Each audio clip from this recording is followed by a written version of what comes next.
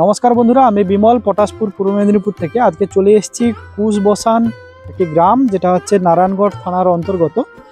পেয়ারা চাষের সমস্ত তথ্যগুলো তুলে ধরার জন্য আগের ভিডিও যারা ফলো করেছিলেন তারা অতি অবশ্যই জানেন যে পেয়ারা চাষ সম্পর্কে যারা হচ্ছে বিভিন্ন তথ্যগুলো পেতে চান তারা এই ভিডিওটা সম্পূর্ণ ফলো করুন। পেয়ারা চাষ যেটা হচ্ছে নতুনভাবে দাদার আগের একটা ভিডিও ছিল, তো সেই ভিডিওতে আমি বলেছিলাম যে দাদার যে নতুন চাষ, যে নতুন গাছটা লাগিয়েছে, সেই গাছের বিভিন্ন যে তথ্যগুলো বা মাটি কিভাবে তৈরি করলেন বা কিভাবে গাছটা লাগালেন, তো সেই সমস্ত প্রকার তথ্যগুলো এই ভিডিওর মাধ্যমে তুলে ধরার জন্য চলে আসা। তো সম্পূর্ণ ভিডিওটা ফলো করুন, তাহলে পেয়ারা চাষ সম্পর্কে বিভিন্ন তথ্যগুলো কিন্তু পাবেন।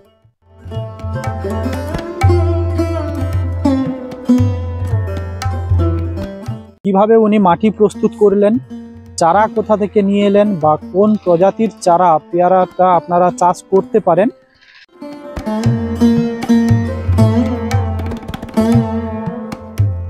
কোন ধরনের রাসায়নিক সার বা হচ্ছে জৈব সার প্রয়োগ করে পেয়ারা গাছটা লাগানো উচিত, জল সেচ কখন দেওয়া উচিত বা কখন কোন ধরনের রাসায়নিক সার প্রয়োগ করা উচিত বা কীটনাশক ঔষধ প্রয়োগ করা উচিত, নতুন চারা যদি আপনারা নিতে চান তাহলে সেটা কোথা থেকে পাবেন, এই সমস্ত প্রকার তথ্যগুলো কিন্তু এই ভিডিওর মাধ্যমে পাবেন। তো চলুন শুরু করা যাক আজকের ভিডিওটি। দাদা নমস্কার। নমস্কার দাদা। তো এটা নতুন করেছেন, কতদিন হলো এই চাষ এইটা লাগিয়েছেন? এটা লাগিয়েছি ধরো 8-10 দিন খানিক হলো। আচ্ছা আচ্ছা। তো কি এটা মাটি প্রস্তুতিটা একটু ঠিকঠাক করে একটু যদি তুলে ধরেন। মাটি প্রস্তুতি বলতে ওটাতে লাঙ্গল করে মাটি তো চষে দেওয়া হয়েছে। মাটিটা চষে দেওয়ার পর তারপরে ওই মাদা মাদা করে লাগিয়ে দেওয়া হয়েছে। মাদাতে ধরো কিছু ওষুধ, কিছু সার, এগুলা দিয়ে লাগানো। কোন কোন সার দিয়েছেন এই মাটির? 10-26 সার দিয়ে আর ফিরাটন দানা দিয়ে লাগিয়ে দেওয়া হয়েছে। আচ্ছা আচ্ছা। তো এই যে চারা যেটা, সেটা কোন চারাটা আপনি লাগিয়েছেন? KG1 চারা। KG1 এটা কোথা থেকে এনেছেন নাকি? এটা খাড় বাজার থেকে এনেছি। আচ্ছা আচ্ছা। তো কেমন কি দাম পড়েছে এই চারাগুলোতে? এটা আমার খাড় থেকে আনতে পার পিস 30 টাকা পড়ে গেছে। 30 টাকা। 30 টাকা। তো কতগুলো চারা এখানে আছে আপনার? এখানে আছে আমার ধরো 200 চারা আছে, এটাতে লাগানো হয়েছে। আচ্ছা আচ্ছা। তো সেই চাষে প্রফিট দেখেই আপনার কিন্তু আবার নতুন করে চাষ করার ইচ্ছা, তৈরি করার ইচ্ছা আর কি।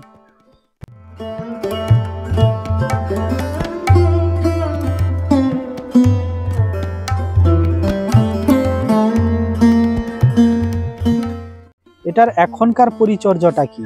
এখন পরিচর্যা আর কিছুই নয়, এবার গাছ বড় হলে তাকে আবার সার দিয়ে সেচ দিতে হবে। আচ্ছা আচ্ছা। এখন আর কোনো পরিচর্যা এখন আর কিছু পরিচর্যা নেই, মানে লাগানোর সময় যা ঔষধ বা সার দেওয়ার দিয়ে লাগিয়ে দেওয়া হয়েছে। এখন আর পরিচর্যা কিছু করতে হবে না।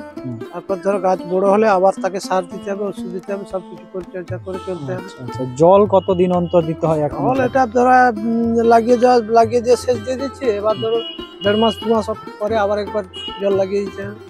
আচ্ছা আচ্ছা। বা অমনি যারা ধরো 20টা-25টা গাছ লাগাবে তারা অমনি বালতির জল দিলে হবে, কলসির জল দিয়ে দিলে হয়ে যাবে। আচ্ছা আচ্ছা। আপনাদের পাইপ দিয়ে সেচ দিয়ে দিচ্ছি। এত চারা যেহেতু আমাদের তো কলসির জল দেওয়া সম্ভব না, এই জন্য পাইপ দিয়ে সেচ দিয়ে দিচ্ছি। আচ্ছা আচ্ছা। তো যদি কেউ চারার জন্য যদি আপনার সঙ্গে কেউ যোগাযোগ করে তাহলে আপনি পাইয়ে দিতে পারবেন কিনা? চেষ্টা করা যাবে পাইয়ে দেওয়ার জন্য। আচ্ছা, যদি চাষ করতে চায় কেউ হয়তো চাষ করতে চাইছে, তাকে যোগাযোগ করে দেওয়া যাবে। আচ্ছা, কোন চারাটা ভালো সেটা আপনারা কি দেখে নেন না কি? কেন এইটা সিলেক্ট করা? ওই যে চারাটা ধরো যারা তৈরি করছে তাদের উপরে নির্ভর করে চারাটা কেমন। আচ্ছা, মানে কোনটা দেখে নিতে হয় যে এই চারাটা সিলেক্ট করলেন কেন? এটা KG1টা আমাদের ওখানে বিক্রি করার সুবিধার জন্য সিলেক্ট করা। কারণ আমার 2 দিন গাছে পেকে থাকবে, কিছু অসুবিধা, 8 দিন পেকে থাকবে, কিছু অসুবিধা হবে না। আর ওই যে বারুইপুরের পেয়ারা যেটা আমরা বলি L40 পেয়ারা বলি, সেটা পেকে গেলে পড়ে যাবে গাছ থেকে। গাছে ধরে রাখার মতো ক্ষমতা থাকবে না। তো এটা চারা যখন সিলেকশন করলেন, ধরুন এই চারাটা আপনি কেন এটা সিলেকশন করলেন? এই চারাটা কেন? এটা কি আপনি দেখে নিয়েছেন না এমনি? ওরা তার গাছ থেকেই কেটে দিয়েছে, ওদের তো ব্যবসা। ওরা তো গাছ থেকে কেটে দিয়েছে চারা। ও আচ্ছা, এটা কলমের চারা।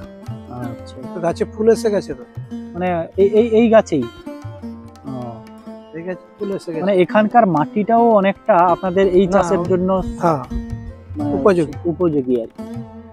এই গাছেও ফল ধরে যায়? ওই তো ফুল এসে গেছে, ওই যে ফুল আছে।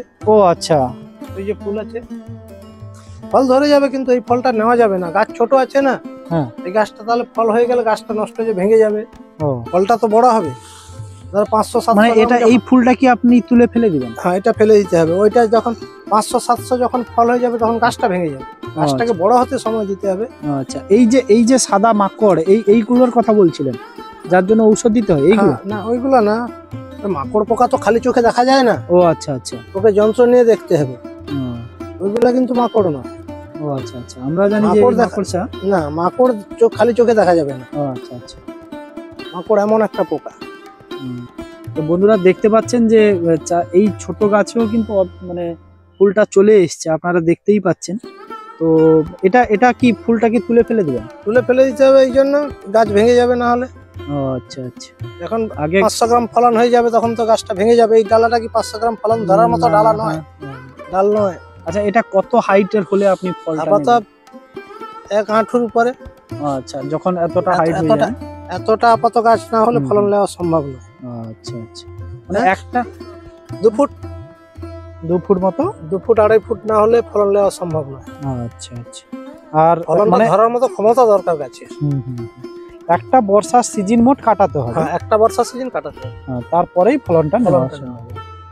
ধরো এই সময় আমি লাগিয়েছি, এবছর বর্ষা যাবে, বর্ষার পর থেকে আমি ফলন তুলব। ও আচ্ছা আচ্ছা, যখন বর্ষাটা হয়ে যাবে তখন গাছের হাইটটাও খুব বেড়ে যাবে। হাইটটাও বেড়ে যাবে। আচ্ছা, আপনার এই এলাকাটা অনেকটা নিচু এলাকা, তো বর্ষার সময় এখানে জল ধরে কিনা? জল ধরে যায়। জল ধরে গেলে কি হবে, জল ধরো 1 দিন 2 দিন ধরে থাকলো, তারপরে বেরিয়ে গেল, কিছু অসুবিধা। মানে গাছ পুরো ডুবে যায়? ডুবে গেলেও কোনো অসুবিধা নেই, কোনো সমস্যা হয় না। 2 দিন খানে ডোবার পরে আবার জল চলে গেলে আবার কিছু অসুবিধা। আচ্ছা, 2 দিন মতো জল ডুবে থাকলো, তারপরে যখন জল কমে যাবে আবার ঠিকঠাক গাছ চলে আসে না? তার জন্য কোনো ঔষধ প্রয়োগ করতে হয়? ও আচ্ছা আচ্ছা, অটোমেটিক্যালি। এই জন্য এই নিচু জায়গা বলে এই জন্য এখন থেকে লাগাও। আচ্ছা আচ্ছা, ওই চেরটা ধরে যাবে, গেলে অসুবিধা কিছু হবে না। যাদের এলাকায় জল ওঠে না তাদের বর্ষায় লাগাতে পারে, কোনো অসুবিধা। আচ্ছা, ওদের বর্ষায় লাগানোটাই ভালো আপনি বলছিলেন। সেচ দিতে হবে না কিছু, জল ঢালতে হবে না, সেচ দিতে হবে না। আর আমাদের কি ওটা নিচু জায়গা, জল জমে যায়, সে সময় অসুবিধা, চের নষ্ট হয়ে যাবে। ও আচ্ছা আচ্ছা, এই সময় থেকে লাগিয়ে দিলেন, ওই সময় গাছের হাইটটাও বেড়ে গেল। আচ্ছা, তারপর থেকে আপনি ফলটা নিতে শুরু করলেন। বর্ষার পর থেকে ফল নেওয়া শুরু করে। তো বন্ধুরা দেখতে পাচ্ছেন টোটাল যে এই এলাকাটা, এটা গোটাটাই দাদার পেয়ারা চারা। এখানে হচ্ছে পেয়ারা চাষেই উনি এসছেন, নিশ্চয়ই লাভ দেখেই এসছেন। তো পেয়ারা চাষ সম্পর্কে বিভিন্ন তথ্যগুলো আপনারা পেলেন অতি অবশ্যই। আর কোনো প্রশ্ন থাকলে আপনারা নিচে কমেন্টে জানাতে পারেন, তাহলে পরবর্তী সময়ে দাদার সঙ্গে যোগাযোগ করে আবার একটা ভিডিও নাহলে আপনাদের সামনে তুলে ধরবো, যখন পেয়ারা গাছে প্রচুর পরিমাণে ফল আসবে, বর্ষার ঠিক সময়টা, সেই সময় আবার কোনো ভিডিও একটা তুলে ধরবো। তো অতি অবশ্যই যেগুলো আপনাদের সমস্যা বা যেগুলো আপনাদের প্রশ্ন, সেগুলো অতি অবশ্যই জানাবেন, তাহলে আমার ভিডিওতে সেই সমস্ত তথ্যগুলো আপনারা কিন্তু পেতে পারেন।